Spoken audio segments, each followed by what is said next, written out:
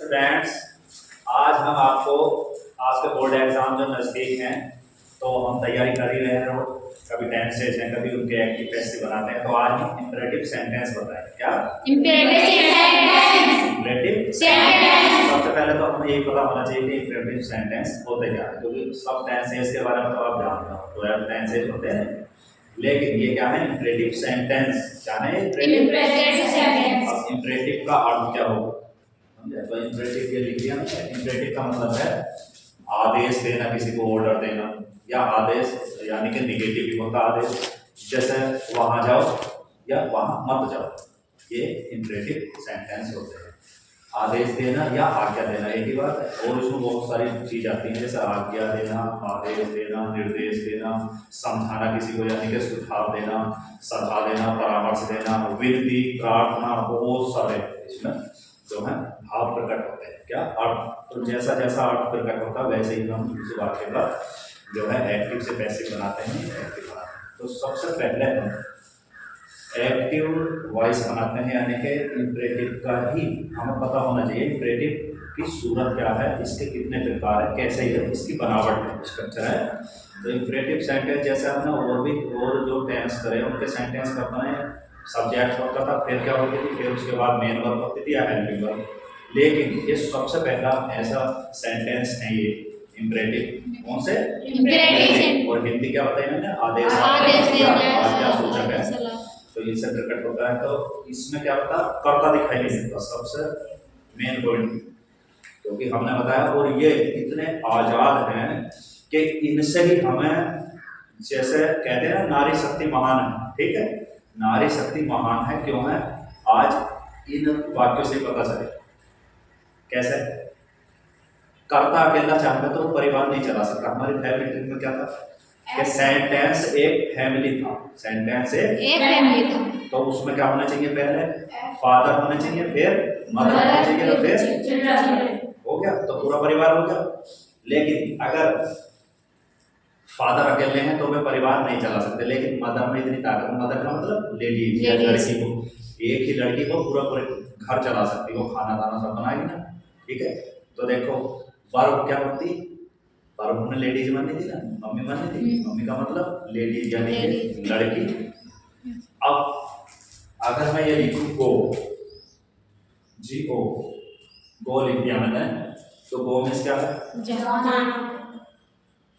वाक्य हो गया नहीं पूरा योग? इसका क्या है? अगर मैं कहूं गो तो यानी कि मैं लिख दिया जाओ। क्या कह रहे हैं हम आपको? जाओ। जाओ। तो वर्बों में इतनी ताकत है, जहां हम कहते हैं कि सेंटेंस में क्या क्या होना चाहिए? कर्ता, क्रिया, कर्म। लेकिन एक क्रिया में, क्रिया का अर्थ है क्रिया, क्रिया, जैसे लड़की। तो यानी कि लड़की में इतनी ताकत है कि वाक्य अकेले भी बना सकते है। अगर कर्ता रख दो यानी कि राम रख दो, रामू बना देगा। रामू से क्या पता चल गया? नाम है। लेकिन वो सब पता चल गया। अगर मैं कहूं प्ले तो क्या है? खेलो। क्या है? खेलो। जैसे मैं कहूं प्ले, अगर मैं कहूं जंप, कूदो, ईट, खाओ, तो हो गया, पूरा वाक्य हो गया ना एक ही शब्द से। तो किसमें है इतनी शक्ति? नारी में है। यानी कि नारी का मतलब क्रिया, क्रिया का मतलब है क्रिया, यानी कि लेडीज नाम है। और कर्तार्थिक से कुछ नहीं हुआ, यानी कि कर्ता से कुछ नहीं। तो इसका मतलब एक शब्द से भी हम वाक्य बना सकते हैं। क्या समझे? एक शब्द से भी हमारा वाक्य बना सकते हैं। ठीक, तो अब इसमें जो है क्या बताया था मैंने कि यू छुपा रहता है। कौन से वाक्यों में? Imperative sentence. क्या छुपा रहता है? जैसे अगर मैं कहूं आपको do it, do you it, do it, तो इसका अर्थ क्या है? इसे करो, इसे करो, करो। जिससे मैं कह रहा हूं वो कौन है? तुम। मैं कह रहा इसे करो, इस काम को करो, तो सामने वाला कौन है? तुम। तो मैं कह रहा हूं किससे? जो तुम है, यानी कि मैं बोल रहा हूं लेकिन तुमसे कह रहा। तो इसमें क्या छुपा पड़ा? यू। अगर मैं इसे ऐसे कह दूं, यू डू इट, तुम इसे करो, बताओ ये कौन से टेंस का वाक्य हो गया? ये टेंस का वाक्य हो गया, क्योंकि कर्ता और डू माने करना, और ये कर्ता कौन सा? बहुवचन, और डू में ऐसे ही ऐसे नहीं लगा, और प्रेजेंट इंडेफिनिट हो गया ना। अगर हम यू लगा दें प्रेजेंट इंडेफिनिट हो गया। तो कहीं ना कहीं इंपरेटिव सेंटेंस प्रेजेंट इंडेफिनिट का तहेर चचेर है, यानी कि भैया। क्योंकि देखो इसमें ऐसे बनते हैं ना वाक्य, जैसा ओ, ये है ओपी, ओपन द विंडो कह दो, विंडो यानी कि खिड़की खोलो, ठीक है, खिड़की खोलो। मैं किसी से कह रहा हूँ तो मैं ये भी कहता हूँ तुम खिड़की खोलो, तो तुम छुपा गया, मैं लेकिन समझ गए, जिस समय कह रहा हूँ वो तो समझ गया, मुझे ये कहने की जरूरत थोड़ी तुम खिड़की खोलो, खिड़की खोलो या तुम खिड़की खोलो, ये है। अगर खिड़की खोलो तो कौन सा सेंटेंस हो गया, इंपरेटिव, क्योंकि एक बात निकल कर आगे मेन वर्ब के फर्स्ट से जो शुरू होता है, मेन वर्ब के फर्स्ट से शुरू होता है प्लस ऑब्जेक्ट, वो पहचान किसकी हो गई, इंपरेटिव सेंटेंस की, इंपरेटिव सेंटेंस की, इंपरेटिव सेंटेंस की, सेंटेंस, ठीक है, इंपरेटिव सेंटेंस हो गया। लेकिन अगर मैं इसमें वो कर्ता लगा दूं जो छिपा पड़ा यू, तो फिर प्रेजेंट इंडेफिनिट पहुंच जाएगा, क्योंकि यू है बहुवचन, वो भी का भी नहीं रहेगा। तो देखो यानी कि कहीं ना कहीं ये किससे प्रभावित है, प्रेजेंट इंडेफिनिट, क्योंकि इसमें वर्ब की फर्स्ट फॉर्म लगती है और फिर लगता ऑब्जेक्ट, वर्ब की फर्स्ट फॉर्म लगती है और फिर क्या लगता ऑब्जेक्ट। कौन से सेंटेंस है, इंपरेटिव। हिंदी क्या बताई थी मैंने, आज्ञा सूचक, आदेशात्मक, उसमें सब कुछ होता है, परामर्श, सलाह, विनती, प्रार्थना, ठीक है, और नहीं भी होता कि जैसे ओपन द विंडो था तो नहीं में क्या बनेगा, do not open the window, don't open the window. देखो इसे भी हम प्रेजेंट में ले जाकर दिखा, देखो डू नॉट का अर्थ क्या, मत, ओपन माने खोलो, ओपन मींस खोलो, और द विंडो या द डोर है ना, समझते रही हो, do not open the door हो गया, दरवाजा मत खोलो, डू नॉट का है। अगर यू लगा दे, देखो प्रेजेंट इंडेफिनिट का नेगेटिव बन गया नहीं, तो किसका भैया आयो, इंपरेटिव सेंटेंस का भैया है, प्रेजेंट इंडेफिनिट के वाक्यों के हैं, तो इसमें यू छिपा हुआ रहता, तो बिल्कुल आप समझ में आ गया, ये ऐसे आता है, यानी कि ये डू हम शुरू में लिखते हैं तो ऐसे हम लिखते हैं, ठीक, वो तो मैंने यू की वजह से बताया। तो इसका मतलब अगर हम इंपरेटिव वाक्यों की क्या क्या पहचान है कि इनमें क्या क्या आता है बताओ, हिंदी में क्या क्या आता है पहचान, सलाह दी जाती है किसी को, और विनती, हाथ जोड़कर विनती की जाती है, और किसी को मशवरा यानी कि जैसे कहते हैं सजेशन, ठीक है, ऑर्डर दिया जाता है, ऑर्डर आदेश हो गया, और विनती कैसा आ गया जिसमें प्लीज और काइंडली आते हैं, जिन वाक्यों में प्लीज, अगर तुम प्लीज लगाओगे तो सामने वाला समझ जाएगा यार देखिए प्लीज कर रहा है, यानी कि हाथ जोड़ रहा है, विनती प्रार्थना है, ठीक है, तो उसमें वो रिक्वेस्ट करता है प्लीज काइंडली। तो अब हम क्या कह रहे थे, एक्टिव वॉइस से पैसिव वॉइस, तो एक्टिव का पता चल गया, इसका एक्टिव कैसे मिलेगा, यानी कि मेन वर्ब की फर्स्ट से शुरू मिलेगा, क्या मिलेगा, मेन वर्ब की फर्स्ट, यानी कि इसकी पहचान होती है मेन वर्ब की फर्स्ट प्लस ऑब्जेक्ट, और बाकी फिर कुछ भी हुआ फिर हमें तो मेन वर्ब से देखना। सबसे पहले क्या मिलेगी इंपरेटिव सेंटेंस में, मेन वर्ब की फर्स्ट फॉर्म, क्या मिलेगी, मेन वर्ब की फर्स्ट फॉर्म, ठीक, और दूसरा फिर और क्या मिल सकता है, अगर इसका निगेटिव हो तो क्या मिलेगा, अगर निगेटिव वाक्य होगा इसका तो क्या मिलेगा, डू, सबसे पहले मिलेगा डू नॉट, ठीक है, कुछ को इस बात का धोखा भी लग जाता है कि डू नॉट है तो प्रेजेंट इंडेफिनिट का होगा, लेकिन ये देखो शुरू में डू नॉट है, नोट भी लगा हुआ है, अगर डू अकेला होता सब्जेक्ट होता तो प्रेजेंट का, लेकिन डू नॉट का अर्थ हो गया मत, क्या हो गया इसका, मत, और फिर जो भी है डू नॉट ओपन द, यानी कि एमपी फर्स्ट, और फिर ऑब्जेक्ट, ये हो गई ना स्ट्रक्चर, देखो do not be first, do not के बाद क्या है, मेन वर्ब की फर्स्ट, जैसे अगर हम इसे ओपन द डोर, देखो ओपन जो हो गया ओपन है, मेन वर्ब की फर्स्ट आ गई, द डोर, द विंडो क्या हो गया, ऑब्जेक्ट हो गया, या द डोर कुछ भी कह दो, द शॉप कह दो, दुकान कह दो, द स्कूल कह दो, द गेट कह दो, ठीक है, तो मेन वर्ब के फर्स्ट ऑब्जेक्ट का तो ये सूत्र हो गया हमारा।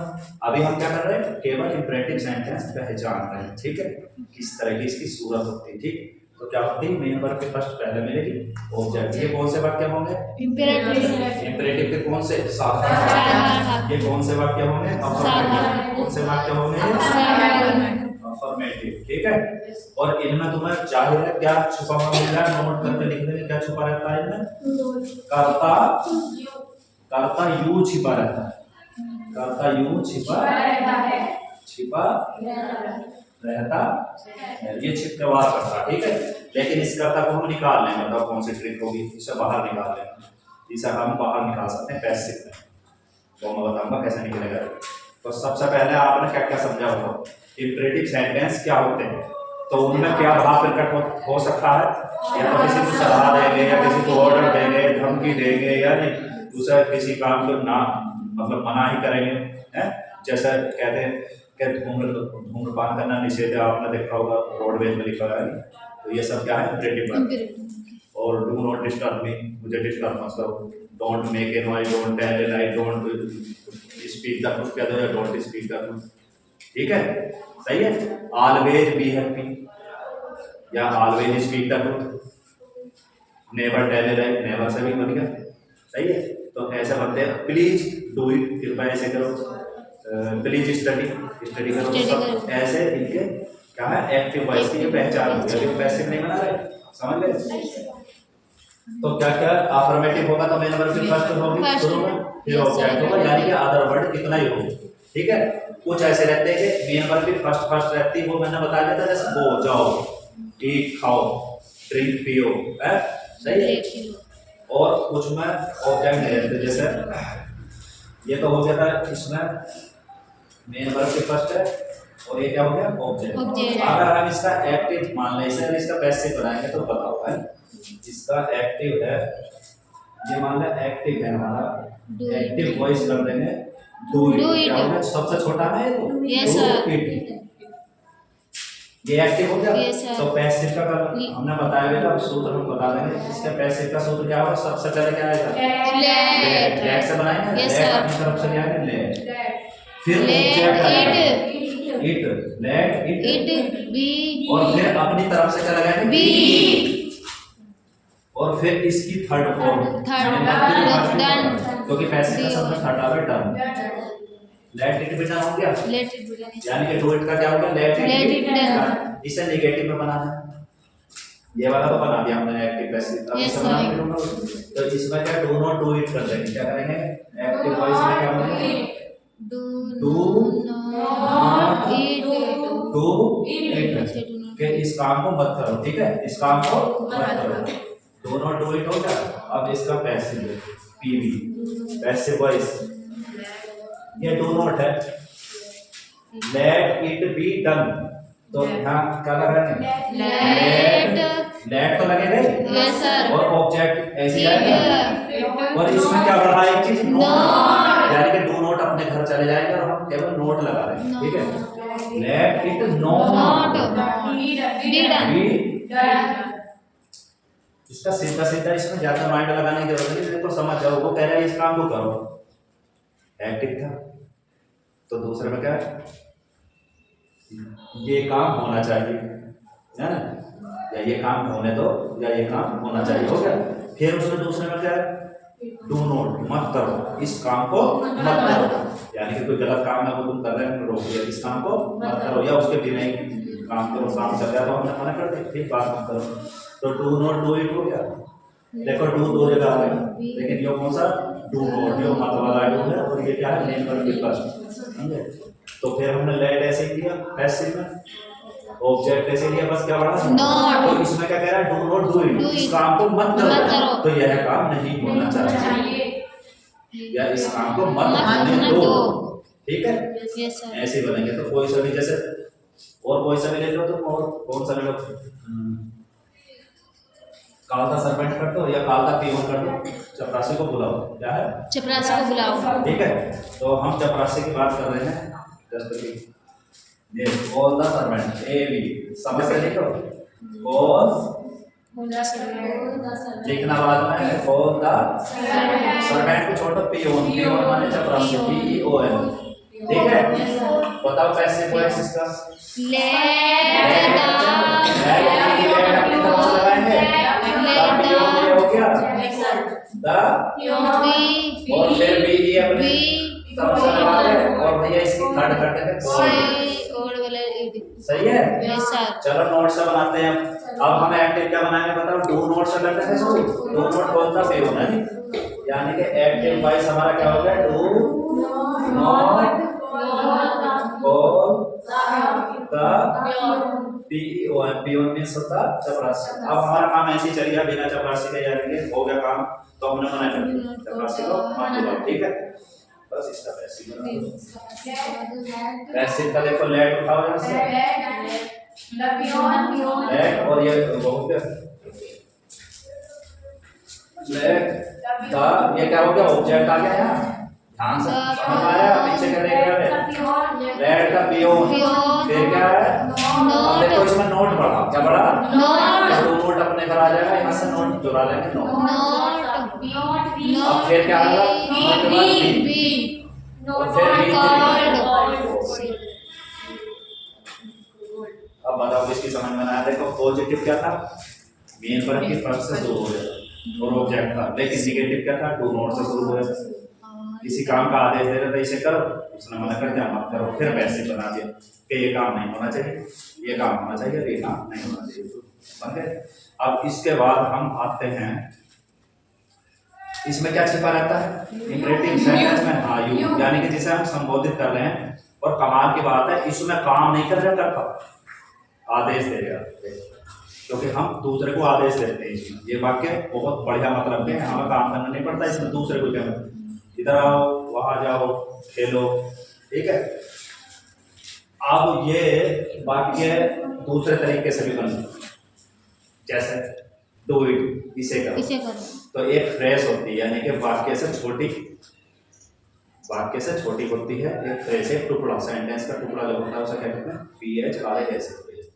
तो अपनी तरफ से लगाते हैं, डू इट से क्या समझ में आ रहा है आपको, जैसे किसी ने कहा इसे करो, तो वो ऑर्डर दे रहा है, ऑर्डर दे रहा है, या एडवाइस भी हो सके इसे करो, लेकिन अब इसमें कितना लगाएंगे हम, अगर इसका पैसिव बनाएंगे ना डू इट का दूसरे तरीके से, ये तो लेट वाला प्रोग्राम हो गया, लेट वाला समझ में आ गया, यस सर। अब इसको दूसरे से, अगर डू इट हमें मिला, क्या मिला, डू इट, इसे तो करना, ये डू इट दोबारा लिख रहे हैं इसे, ये क्या है हमारा एक्टिव। अब दूसरा तरीका क्या है इसे बनाने का, ऑर्डर वाले को, ऑर्डर है तो ऑर्डर करते हैं, देखो पैसिव क्या छुपा रहा है इसमें, ये बताओ, यू छिपा है, आप निकाल देंगे बाहर, यू आर ऑर्डर,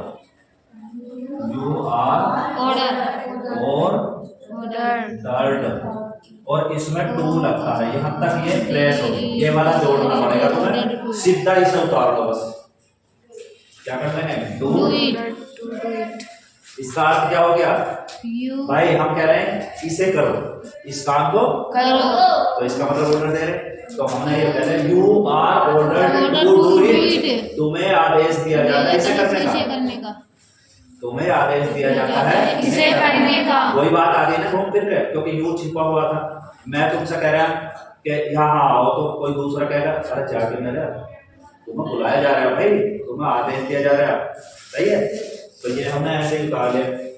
इसका पैसिव ऐसे भी बन सकता है, कैसे, you are ordered to do it, इसमें कितने बढ़ेगा, इसमें V3 क्यों नहीं आई बताओ, क्योंकि यहाँ आगे ऑर्डर, एक नाम में दो तलवार नहीं रह सकती, ऑर्डर का ही हमने V3 कर दिया ऑर्डर, बस फिर ऐसे ही उतारा जाएगा। अच्छा ये डू स्मॉल क्यों लिखा, क्योंकि जब कोई सेंटेंस शुरू होता है तो कैपिटल लेटर होता है, या किसी नाम में कैपिटल बीच में आ जाता है, देखिए इस कैपिटल को हमने स्मॉल बनाया, जो भी ध्यान रखना, सेंटेंस उतारेगा। अब जैसे अगर मैं एडवाइस वाला हूँ कोई, अगर इसे ही ले लेते हैं डू इट, इसे करो, तो सलाह भी तो दे सकता है, एडवाइस में दो चीज होती है, कुछ प्रेशर हल्का सा और सलाह, जैसे तुम्हें पढ़ना चाहिए तो मैं हल्का सा आदेश भी दे रहा, हल्का सा लेकिन समझा देगा है, तो डू इट को हम एडवाइस से भी बना सकते हैं। देखो क्या करेंगे बताओ, सिर्फ यहाँ पे एडवाइस कर देंगे, सिर्फ क्या करेंगे एडवाइस, अब इसे स्पीकिंग करके बता दोगे, डू इट, इस काम को करो, you are ordered to do it, you are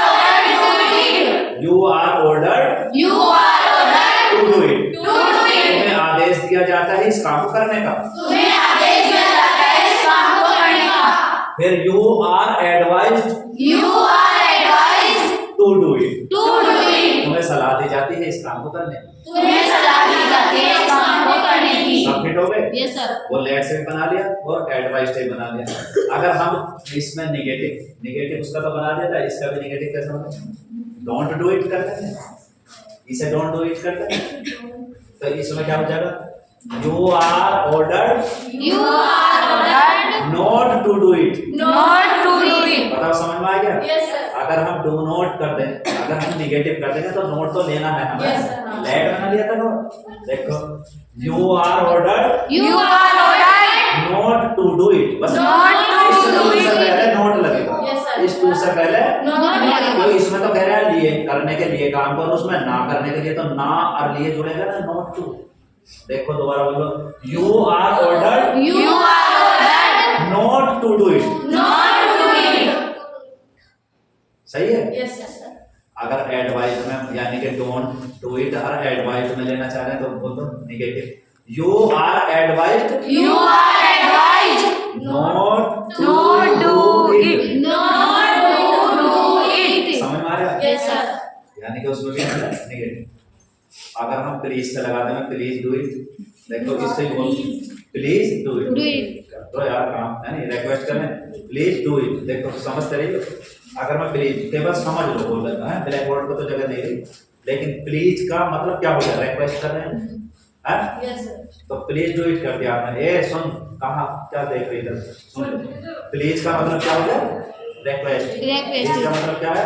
Requested. तो प्लीज को भगा दो और क्या छूट जाएगा? उस रिक्वेस्ट पैसेज। देखो अगर मैं इसमें प्लीज डू इट कर दूं और ये क्या है? एक्टिव। कृपया इस काम को करो, कृपया इस काम को करो, करो। कृपया इस काम को करो। कृपया इस काम को करो। तो कृपया क्या कह रहा है? रिक्वेस्ट लगाना अपना कहीं ना कहीं करा था। देखो प्लीज डू इट लिख दिया आपने, लिखा नहीं, समझ लो माइंड में। प्लीज डू इट क्या लिखा? Please do it. कृपया इस काम को करो। करो। कृपया इस काम को करो। तो प्लीज तुम जाओ अपने घरों, यानी कि प्लीज को भगा दिया। अब क्या आ गया? यू आर, इधर क्या आ जाएगा ये बताओ? रिक्वेस्टेड क्या आ जाएगा? Requested. तो यू आर रिक्वेस्टेड आ जाएगा। You are are requested. और फिर to do it, to do it. You are requested You are requested टू do it. to do it. अगर हम कहें कृपया इस काम को मत करो, कृपया इस काम को मत प्लीज करो. Do not do it, please Please do not do it. हाँ please do not do it, Please do not do it. मत करो इस काम को। मन तो करो। अब बोल लो सर, अब you are You are requested requested not to do it, not to do it. You are requested You are requested not to do it, not to do it. You are advised You are advised not to do it, not to do it. You are ordered You are ordered not to do it, not to do it. You are asked You are asked not to do it, not to do it. You are suggested You are suggested not to do it. not to do it. Suggest माने परामर्श या निर्देश देना। Suggest ऐसा होता है बस कोई अपने देश की रक्षा करनी चाहिए, बस बता दिया तुम्हारी इच्छा करो या मत। हम कह रहे हैं इस बच्चे की सहायता करो या तुम्हारी मर्जी करो या मत करो। लेकिन अगर हम एडवाइस मतलब एडवाइस में सजेशन में हल्का सा अंतर है। क्या?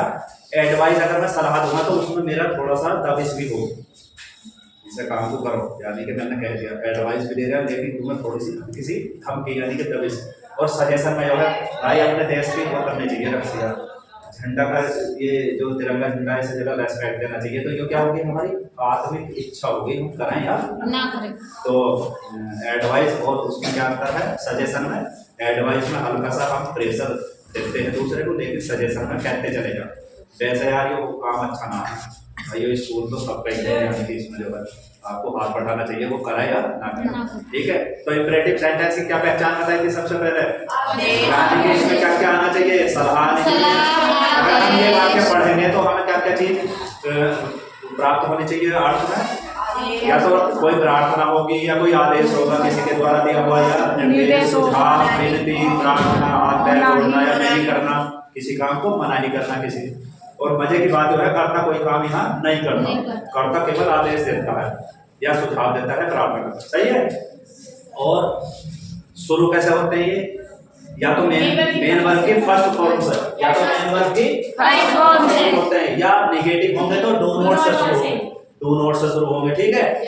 या इसमें क्या मिलेगा, please kindly sir madam, please kindly को भगा देंगे, रिक्वेस्टेड लगा देंगे, ठीक है।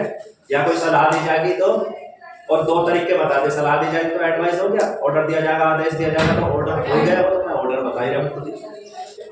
और भाई अगर ये डू इट से मैंने सब में बता दिए, अगर लेट से बनाना तो लेट इट बी डन कर दिया था, अगर डू नॉट है डू नॉट डू इट तो क्या कर देता, let it not be done, let it not call the peon, देखो दोनों बता था, let the peon be called और do not call the peon, क्या कर let the peon not be हो गया।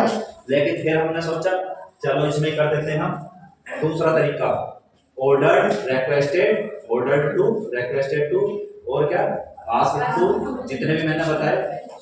तो टू इट को हमने किससे बनाया, you are ordered to do it, तुम्हें आदेश दिया जाता है इसे करने का, या you are advised to do it, you are advise to do तुम्हें इट, सलाह दी जाती है, यू आर आस्क्ड, तुमसे कहा जाता है टू डू इट, सही है इसे करने का।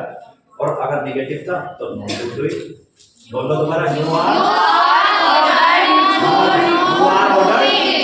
You are ordered you are ordered not to do it, not to do it, you are advised you are advise not to do it, not to do it, you are asked you are asked not to do it, not to do it, और क्या you are asked हो गया था, और you are requested you are requested not to do it. Not to do it. इसका अर्थ है imperative sentence हमारे क्या पहचान रखते हैं, कोई भी भाव जिसमें अर्थ निकले, क्या निकले, आदेश का, सुझाव का, परामर्श, निर्देश, विनती, प्रार्थना, ये सब एक ही तय चचेरे